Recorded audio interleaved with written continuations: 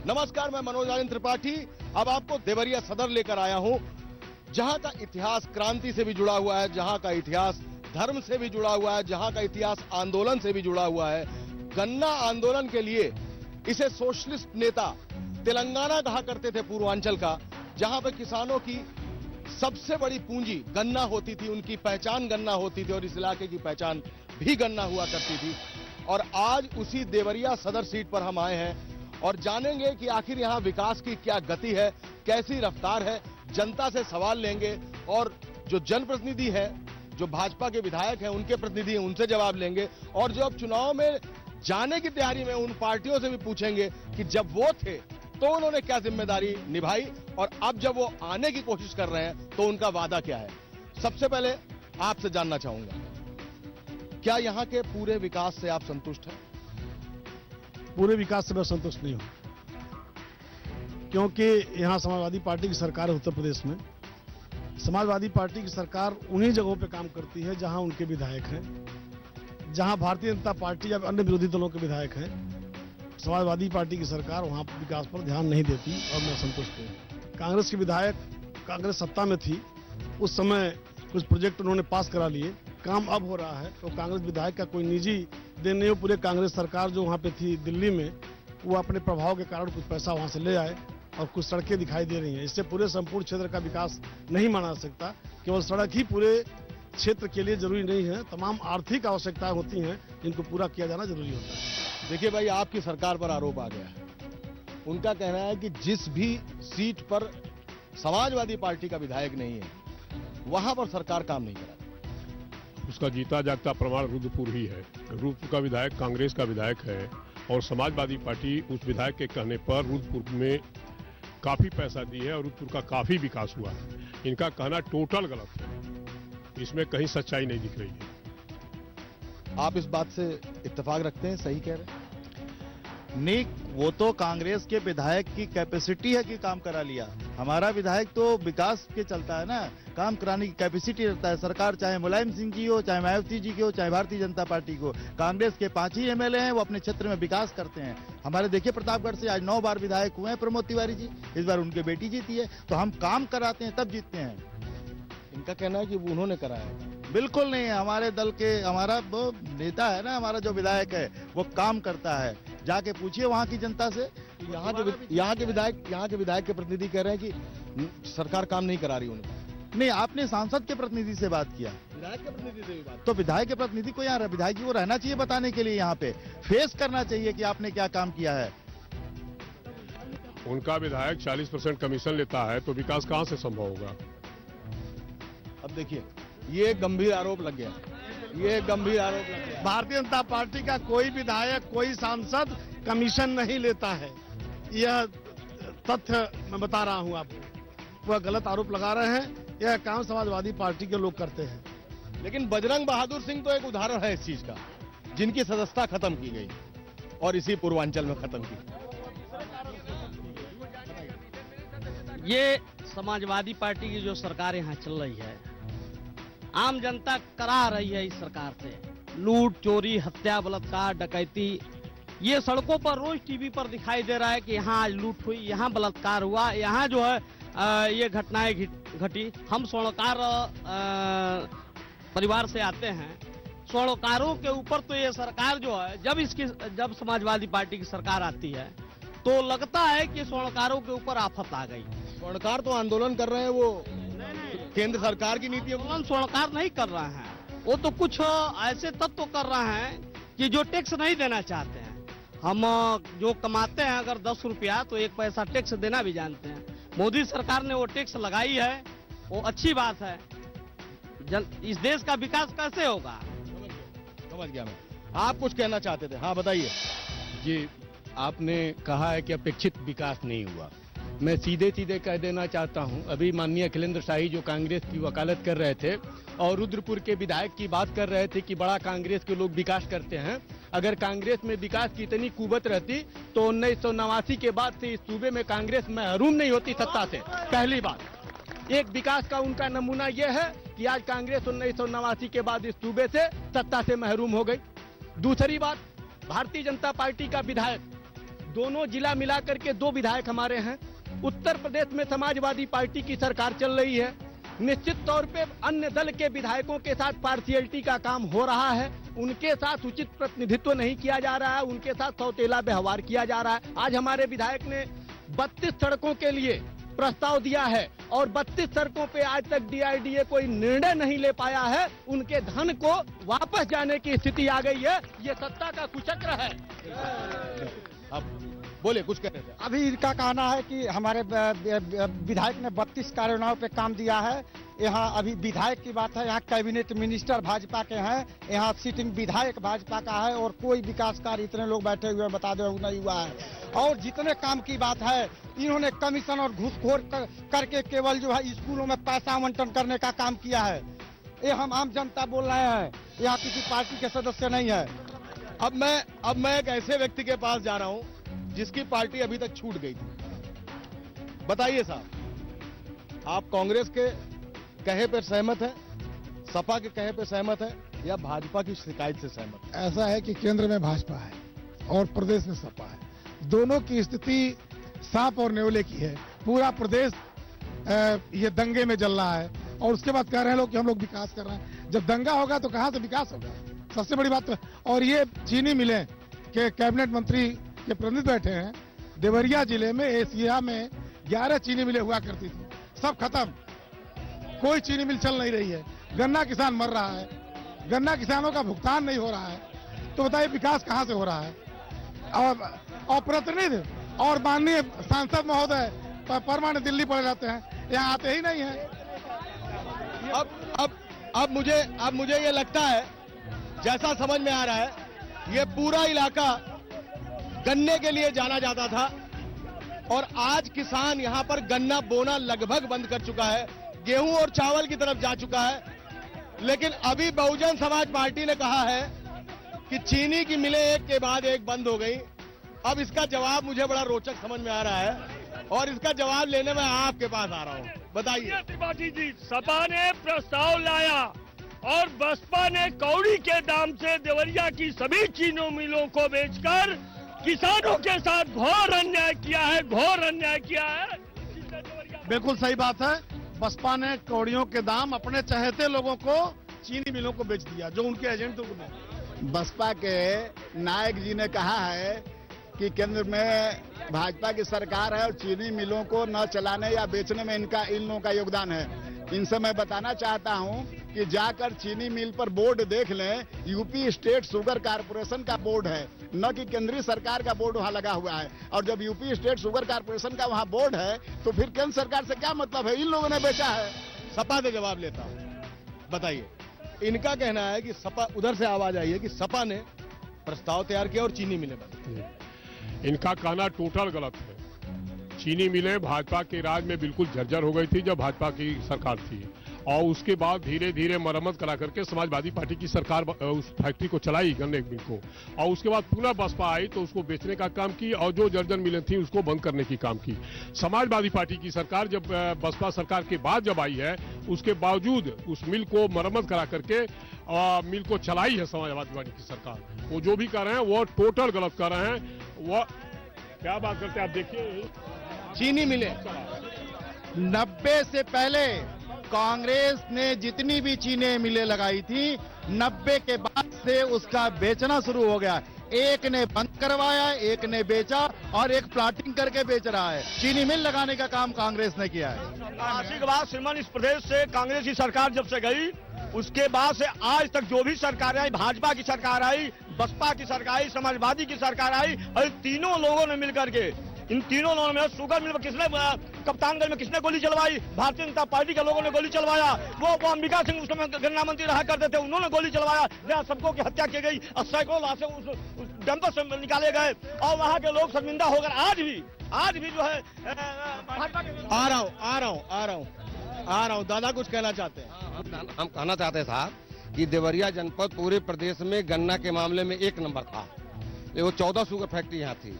क्योंकि छोटी छोटी फैक्ट्रियाँ थी, उनकी क्षमता बहुत कम था, 6000 से लेकर 10,000 तक। परिस्थितियों के हिसाब से भाजपा ने उसको बंद करने का कोशिश किया। बंद भी कुछ सुनिए सुनिए, हल्ला करने से काम नहीं चलेगा। जो असली बात है उसको बताने की जरूरत है। हम जैसा मैं बोल रहा हूँ तो उसने बंद करने की कोशिश किया। मैं आंखों देखा हूँ स्वर्गीय श्रीनिवास त्रिपाठी ने गौरीजर में ताला लगाकर बंद किया, उसको मैं देखा हूँ और बंद हुआ। उसके बाद बैतालपुर बंद हुआ।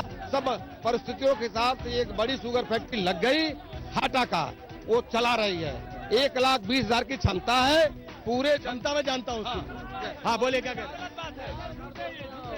सपा ने प्रस्ताव दिया और बसपा के मंत्रियों के रिश्तेदारों को बेचा गया है, और जो केंद्र सरकार ने पैसा दिया और सपा सरकार में न राहत का पैसा मिला है न सूखे का पैसा मिला है, पूरा पैसा जाके सफाई महोत्सव में लगता है। आ रहा हूँ आपके पास, बताइए। सर मेरा एक सवाल ये, आम जनता के रूप में किसी पार्टी की किसी की भी बात हो, जितने साल से सारे दलों ने मिलकर आम जनता को यहाँ छला है, जितनी यहाँ चीनी मिली थी सारी चीनी मिले जो खत्म हो गई, उसमें सर जो विभिन्न दल वाले हैं उन नेताओं का क्या योगदान है? इसमें तो छली गई जनता ना, चाहे सपा की सरकार ने किया हो चाहे बसपा की सरकार ने किया हो। बीजेपी की गवर्नमेंट अभी तक आई नहीं, तो इसमें बीजेपी की हम कोई बात मान नहीं सकते, लेकिन जिसकी भी सरकार रही उसने क्या किया इसके लिए, इसको रोकने के लिए? नहीं, बीजेपी की गवर्नमेंट भी प्रदेश नहीं, अच्छा मान लीजिए कुछ दिन रही, लेकिन उसमें ओवरऑल तो आम जनता का नुकसान हुआ ना। यहाँ से चीनी उद्योग हटने के बाद से बेरोजगार तो यहाँ के लोग हुए, इसमें नेताओं की सेहत पर क्या असर पड़ा? किसान और बेरोजगार, ये दो प्रमुख समस्या है। आ रहा हूँ। हाँ बोल। पर जो है बाढ़ सूखा राहत में आपको जानकारी होनी चाहिए कि देवरिया जनपद लगातार 3 बार से थोड़ी सी स्लो शुरुआत सीजन की, लेकिन फिर पिछले 4 किसानों के लिए एक बूंद पानी का काम करता। आज भी कोई हाथ उठा करके कहता कि किसी किसान को अगर एक भी पैसा मिला है बाढ़ सूखा के राहत के नाम पर, एक भी किसान को नहीं मिला है। और यह पूरा उत्तर प्रदेश में किसानों के साथ एक तरह से आत्महत्या करने के लिए किसान मजबूर है। बोलिए। आज सपा की सरकार में किसान मर रहे हैं, किसानों को ना आपदा राहत मिला है ना सूखा राहत मिला है। गन्ने का मूल्य का भुगतान गन्ने का मूल्य का भुगतान भी नहीं हुआ है और पूरा देश ट्राई कर रहा है। सपा जाने वाली है, भारतीय जनता पार्टी आने वाली है। अगला सरकार भारतीय जनता। आ रहा हूँ। सबके खाते में सूखे का पैसा गया है। कोई कह रहा है तो पार्टी से दूषित मानसिकता से कह रहा है, सबको मिला है पैसा। यहाँ पर लोग ये कह रहे हैं। हाँ बोलिए। जो लोग ये कह रहे हैं कि पैसा नहीं मिला है, मैं उससे सहमत नहीं हूँ। मैं भाजपा का कार्यकर्ता हूँ। पैसा मिला है, जात विशेष के लोगों को मिला है, जिनको विधायक ने इशारा किया है उनको मिला है। हम जैसे लोगों को नहीं मिला, हम लोग जिम्मेदार हैं। हम लोगों को नहीं मिला है और मेरे ही गांव का जात विशेष का जो व्यक्ति है उसको मिला है। हमारे गांव में, मैं खुद खेतिहर हूँ, किसान हूँ, हमारे गांव में किसी को नहीं मिला है पैसा, एक पैसा मुआवजा नहीं मिला है। इसका उत्तर यही है, किसी को। हम किसान भी हैं और शहर के राजनीति भी करते हैं।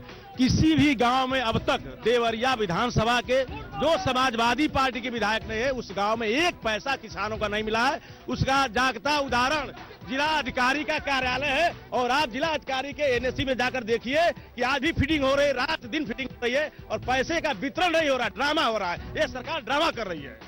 आज का अखबार आप पढ़ लीजिए और जिलाधिकारी ने बैठक किया है अधिकारियों की और उन्होंने नाराजगी व्यक्त किया है कि एक तहसील में 2% गांवों को दिया गया है और एक तहसील में 5% गांवों को दिया गया है। कहीं भी किसी तहसील में 5% से अधिक गांवों में सूखा राहत का चाहे ओला वृष्टि का कोई भी आपदा राहत राशि नहीं दी गई है। यह डीएम का बयान है, आज के अखबार का बयान है, आज के अखबार में पढ़िए।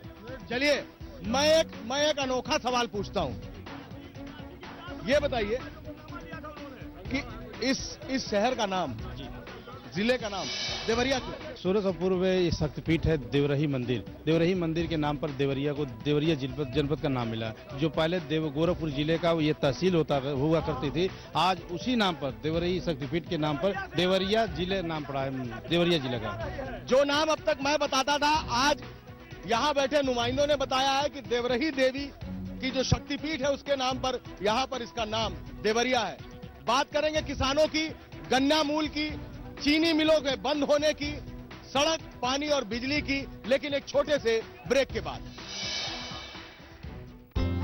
सह प्रायोजक है त्वचा के लिए पूर्ण सुरक्षित जेटिको अंडरगारमेंट्स। त्वचा के प्राकृतिक सौंदर्य वह स्किन प्रॉब्लम्स के लिए एलोवेरा जेल को मैंने हमेशा खरा पाया है और करोड़ों लोगों ने भी इससे पूरा लाभ उठाया है। पिंपल्स, रिंकल्स मिटाएं, प्राकृतिक सौंदर्य पाएं, पतंजलि एलोवेरा जेल अपनाएं, खतरनाक केमिकल से अपनी कोमल त्वचा को बचाएं।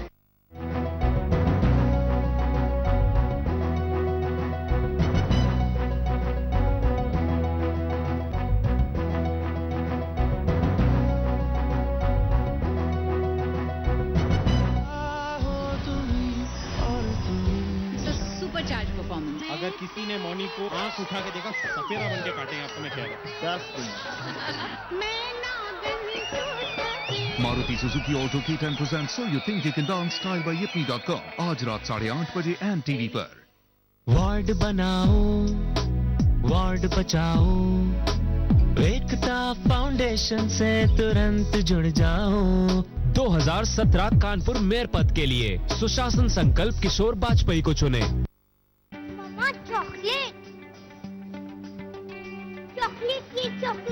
हमने चॉकलेट और एनर्जी बार का एक स्वस्थ विकल्प तैयार किया है, पतंजलि एनर्जी बार।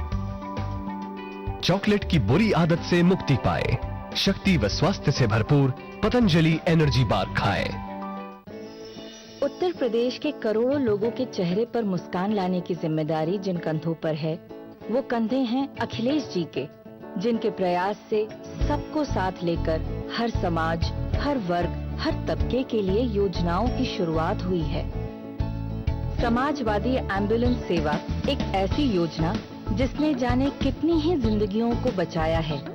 पूरे उत्तर प्रदेश में घायलों और गर्भवती महिलाओं को तुरंत स्वास्थ्य सेवा उपलब्ध करवाने के लिए एकदम मुफ्त एम्बुलेंस की व्यवस्था की गई है। बस 108 नंबर मिलाना है।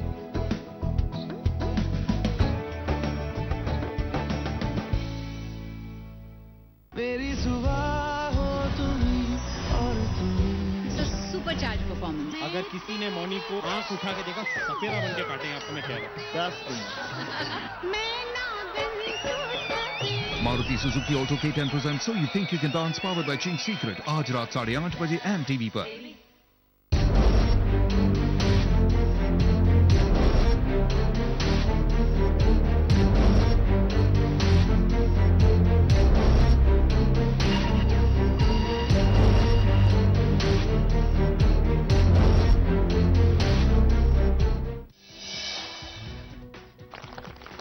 किस्सा कुर्सी का सीएम कौन? ब्रेक के बाद आपका स्वागत है और अब जानेंगे आम जनता की भी कुछ बातें, उनके कुछ सवाल। पीछे एक सज्जन ने सवाल उठाया था कि सारी राजनीतिक पार्टियों ने यानी खद्दरधारियों ने उन्हें छला है। आप बताइए, क्या यहां पर रोजगार के कोई अवसर है मिलों के बंद होने के बाद? क्या चीनी मिलें बंद होने के बाद गन्ना किसानों ने अपने गन्ना बोना बंद कर दिया, दूसरी फसलों पर चले गए? क्या गन्ना किसानों को यहां पर कुछ मिलता है? नहीं, कोई उद्योग नहीं लगा देवरिया में।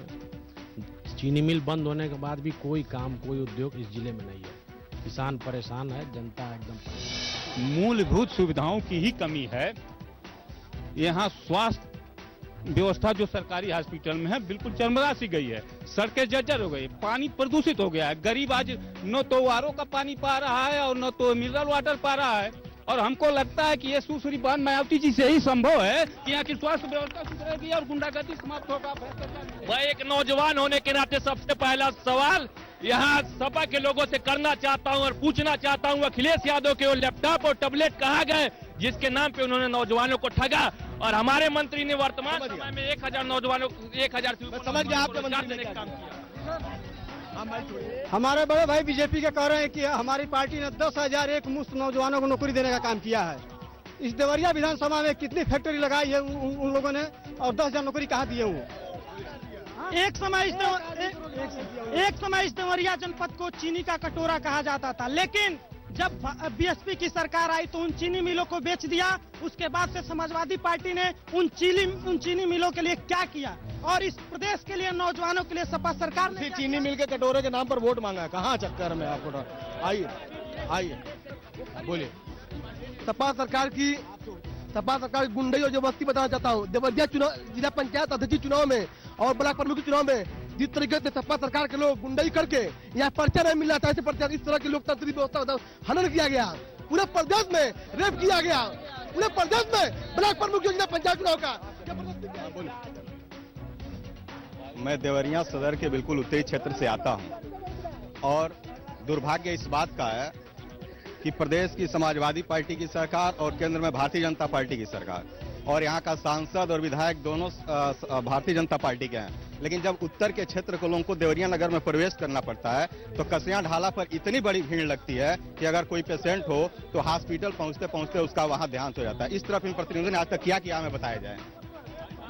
मैं तो इतना कहूंगा कि वर्तमान में हमारे देवरिया सदर की आप बात कर रहे हैं, वर्तमान में पिछले 4 साल से ऊपर हो गया यहाँ भाजपा का विधायक है। मैं उनसे पूछना चाहता हूँ कि आखिर देवरिया के विकास में उन्होंने क्या किया, कौन सा ऐसा काम किया जो एक लाइन बतावे कि एक काम उन्होंने किया हो तो मैं राजनीति छोड़ दूंगा, अगर एक काम किया हो विकास का। आम जनता के रूप में ये मैं बताना चाह रहा हूँ कि देवरिया की जनता ने गुंडा राज, गुंडा सरकार देख लिया और झूठा सरकार देख लिया। इस बार बसपा सरकार देवरिया सदर के लिए तैयार हो गई है। यहाँ पे अहम समस्या है स्वास्थ्य सेवा। हमारा सदर अस्पताल एकदम चरमरा गया है। यहाँ के सारे डॉक्टर, यहाँ पे लगभग यहाँ पे ऑर्थोपेडिक सर्जन थे पीएन करोजिया, उनकी तबीयत खराब होने पे यहाँ पे नया डॉक्टर एमएच खान को नियुक्त किया गया, लेकिन सपा सरकार कितनी गुंडई चली को यहाँ पे रिजाइन देकर कब से चले गए। आप जवाब भाई बताइए, क्यों यहाँ पे स्वास्थ्य की समस्याएं हैं, अस्पताल में कोई क्यों नहीं मिलता? दूसरी बात, क्यों किसानों को अभी तक गन्ना मूल्य नहीं मिला? मैं विधायक के तौर पे बात कर रहा हूँ, किसी पार्टी बंदी के ऊपर बात नहीं कर रहा। अस्पतालों की व्यवस्था इसलिए चरमरा गई है कि यह राज्य सरकार के अंतर्गत है। एम्स की व्यवस्था कहीं चरमराई देख रहे हैं आप, जो भारत सरकार के अंतर्गत है, वहाँ स्वास्थ्य की व्यवस्था नहीं चरमराई। अरे सर, आप विधायक हैं यहाँ के, आप विधायक के प्रतिनिधि हैं यहाँ पे। आप राज्य सरकार की व्यवस्था है, मेडिकल वही देखता है। यहाँ के डॉक्टरों के ऊपर राज्य सरकार का नियंत्रण होना चाहिए। निरंकुश हैं, अपनी मर्जी से ये लोग काम करते हैं। डॉक्टर यहाँ पैसा देता है, गायब रहता है। आपके पास आ रहा हूँ, क्यों भाई, आपकी सरकार है प्रदेश में, क्यों नहीं यहाँ पे स्वास्थ्य की समस्याएं ठीक नहीं है? क्यों डॉक्टर नहीं बैठता? महिला डॉक्टर तो मैं खुद कई अस्पताल देख के आया हूँ जहाँ पर नहीं बैठती हैं। किसानों का जो आपदा वाला है वो तो सूखा वाला वो सब बंट रहा है। अब वो लोग आरोप वही लगा रहे हैं जिनके नाम से खेत नहीं है, जमीन ही नहीं है, वो उनका आरोप है। जैसे हमारे भाजपा के एक भाई ने कहा, तो जब उनके नाम से जमीन ही नहीं है तो उनको मिलेगा कहाँ से? समझ गया, जिनके नाम जमीन है उनको नहीं मिल रहा है। स्वास्थ्य की समस्या है। स्वास्थ्य की समस्या है। हमारे सरकारी अस्पताल में काफी डॉक्टरों की अभी तत्काल भर्ती हुई है और फिर अगली कार्रवाई भी भर्ती के रूप में होने वाली है। और स्वास्थ्य की सुविधा आप आम जनता से पूछिए और आप स्वयं जाके देखिए कि कितनी हमारी सरकार दवाई मुफ्त दे रही है और समय से सभी डॉक्टर बैठ रहे हैं और सबकी बेहतर इलाज कर रहे हैं। देखिए, ये तो एकदम गलत है। पैसा एक बार जब सूखा पड़ा तो मोदी जी ने कहा कि कितना 1000 करोड़ रुपया दे दिया। अखिलेश जी का हुआ कि 10,000 करोड़ रुपया बढ़ गया। लेकिन पूछिए उन गांवों में जाके, हमें नहीं लगता है कि देवरिया के 50% गांवों में किसी को भी एक चेक मिला हो। ये कोरी कार्रवाई है, पैसा नहीं मिला है। हमारे पास 10 गांव की सूची है, मैं बता सकता। कितने लोग कहते हैं कि पैसा नहीं मिला है? वो लोग हाथ खड़ा करें जो कहते हैं कि पैसा नहीं मिला है। अब वो लोग हाथ खड़ा करें जो कहते हैं पैसा मिला है। मैं इधर, चलिए इधर से पूछ लेता हूँ, कितने लोग कहते हैं कि पैसा मिला है?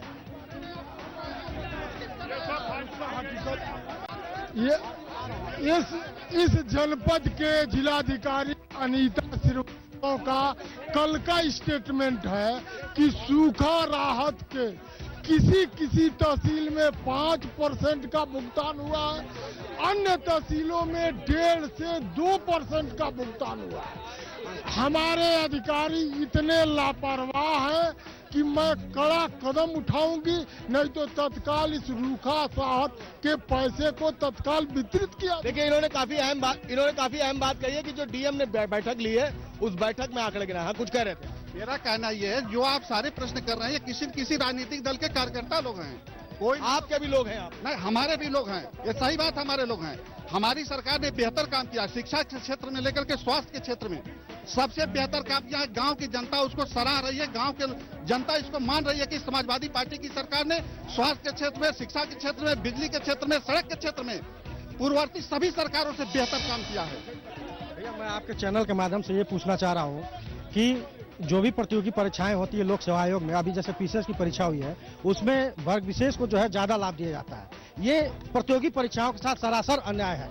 अभी प्राथमिक शिक्षक जो हुए हैं, ये बसपा सरकार की देन है कि उनको नौकरी मिली है। तो मैं बस आपके माध्यम से ये कहना चाहता हूँ कि क्या ये सरकार किसी वर्ग विशेष की है या समस्त जनता की है? बस मैं यही। हाँ, सवाल पूछिए सर। जो इंसेफ्लाइटिस का पहला केस हुआ था 1981 में देवरिया जनपद में हुआ था। लोगों को, क्या डॉक्टरों को नहीं मालूम था कि आखिर ये बीमारी है क्या? लोग, डॉक्टर बोलते थे कि आप कटहल की सब्जी मत खाइए, मछली मत खाइए। लोगों ने इसका बहिष्कार कर दिया। लाखों माओ की कोख उजाड़ने वाले ये राजनेता आज तक उसका निदान नहीं खोज पाए हैं। बहुत अहम सवाल उठाया है, आप खामोश हो जाइए। बिल्कुल बहुत अहम सवाल उठाया है।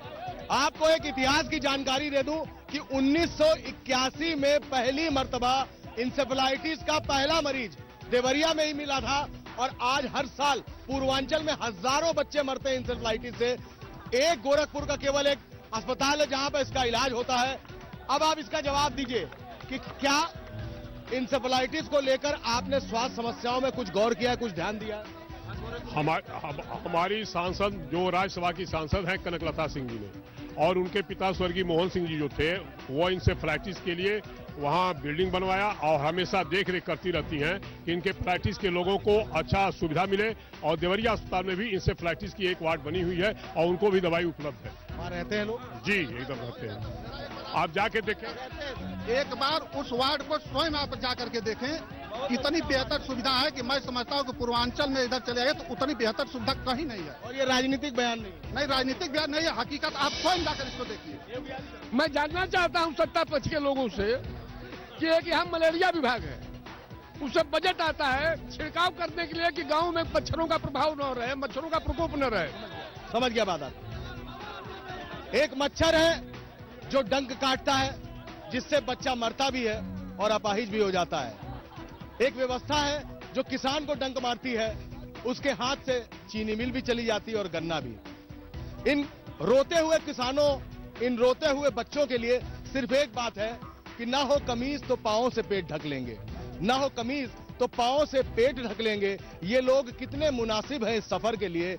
और कहां तो तय था चरागा हर एक घर के लिए, कहां तो तय था चरागा हर एक घर के लिए, और कहां मयसर नहीं अब इस पूरे शहर के लिए। कैमरा पर्सन संदीप के साथ मनोज आजन त्रिपाठी, देवरिया। कैंट के स्मार्ट आरओ से पानी हो ज्यादा प्योर।